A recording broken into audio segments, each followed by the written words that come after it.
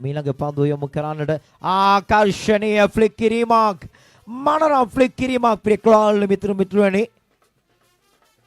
දකුණු අත්පිතිකරුවා පාදයේ දෙසින් යොමු කළ පන්දුවට හැඩකාර ෆ්ලික් කිරීමකින් ලකුණු 6ක් හිමි කර ගන්නවා. ඒ ඉතාමත් ආකර්ෂණීය පන්දු පහරකුණු සංඛ්‍යාව පන්දු වාර 3ක් අවසන් වන විට දල වශයෙන් පන්දු වාරයකදී ලකුණු 8ක දල ලකුණු ලබා ගැනීමේ වේගයක් මේ විට රඳවාගෙන ක්‍රීඩා කරනවා.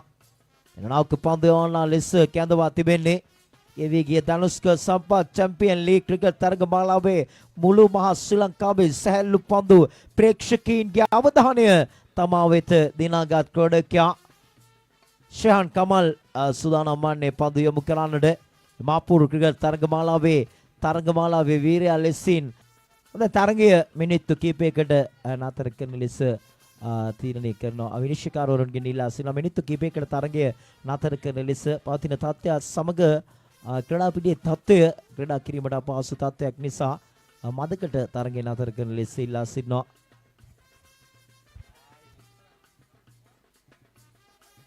ක්‍රමි සතුන්ගෙන් තිබෙන බාධාව සමග ක්‍රීඩා පිටියේ ක්‍රීඩා කරන්නට තරමක් අපහසු තත්ත්වයක් උද්ගත වී තිබෙන්නේ ප්‍රික්ලාල් මිතුරුනි.